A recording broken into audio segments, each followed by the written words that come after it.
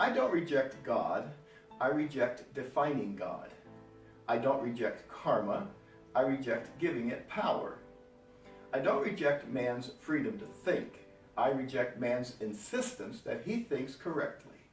The second greatest arrogance of man is convincing himself that he can create something that isn't there as if it were. He doesn't actually have to believe that he can create something from nothing. He just has to convince others that he can teach them how they can create something from nothing for the right price. The first greatest arrogance of man is the philosophy that he can reason away things that are right in front of him as if they were not there. The path to enlightenment asks us to accept that our eyes, minds, even what we touch is merely a trick being played upon us. It is a trick being played on us by our own mind. The reality is that the universe and everything in the universe does exist, and we exist in the universe.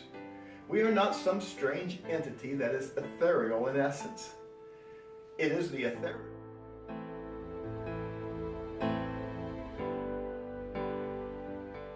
I want to expand on the topic of how meditation can be both a valuable asset when you find what works best for you, and yet sometimes it can lead you into a false understanding of who you are and who you were made to become.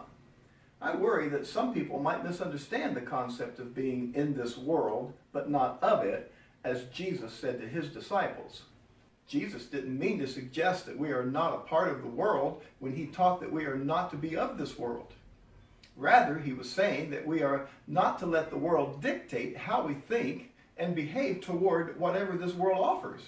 All religions and philosophies want to help others come to a self-awareness that makes sense.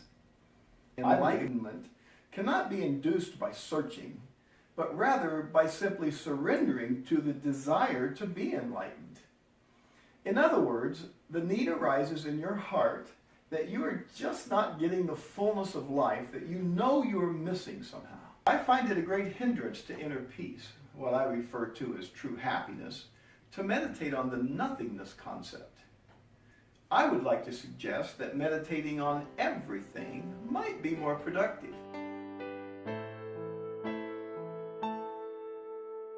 Some teach that the path to enlightenment can only be found in emptying ourselves of everything in order to be filled with the true light, the true path of enlightenment.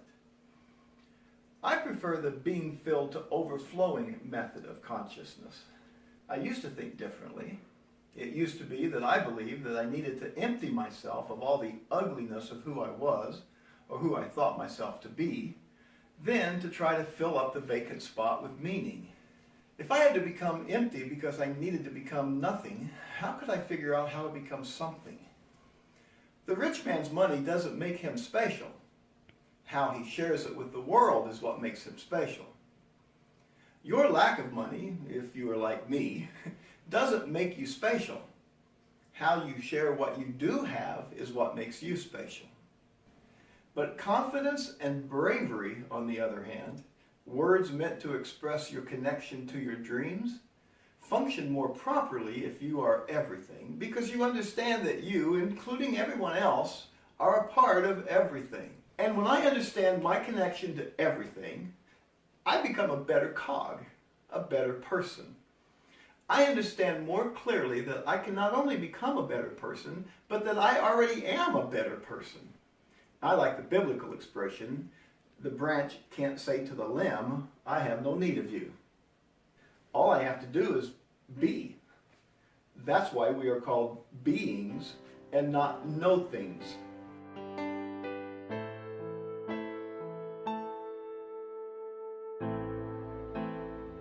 Everything, not just an insignificant part of everything. I can go to work, have relationships, I can be in this world and function in it calmly, patiently, understandingly, mercifully. If I am everything, when we meet, I touch you and we are together, not apart. If I am nothing, I have nothing to give you.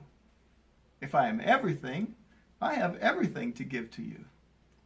If I am everything, I cannot lose anything. I can lose nothing. So, why do I give negative situations power over me? Why do I let them turn me away from my joy? We get angry not because someone made us angry, whether they intended to make us angry or not, but we get angry because we choose to let that situation give us the freedom to be angry. But it's not really about him or her making me angry. It's about how I decided to respond. Forgiveness is about me getting back into my own well-being, not letting the past lead me to more pain. What I am saying is that when something happens to disturb my peace, it's not anything that happens to me. I happen to it. The only thing of value in me is me. What I do doesn't define who I am. It only defines what I do. The nut and bolt are perfect expressions of how two people are screwed together to help finish the work they were designed for. The process of being screwed together isn't just so that a bolt and a nut can become one. A bolt and a nut screwed together has no more value than that screw in the toolbox. But when the screw is put to use to complete the building of something bigger, then it is a part of the bigger picture. Most people don't feel connected or valuable because they don't understand that they were designed for something bigger than themselves. We crank so hard, we are so hard on people that we hurt them, and they can no longer function because they are broken. That is why so many people think that they are nothing. They are no longer connected to their purpose and can no longer see their value. I probably wouldn't be willing to be melted down and refitted if I didn't believe there was hope. If I am nothing, I won't see the need to become a new part. We need to teach even the brokenhearted, the lonely, the depressed, and all of mankind that their connection with others, with us, is who they really are.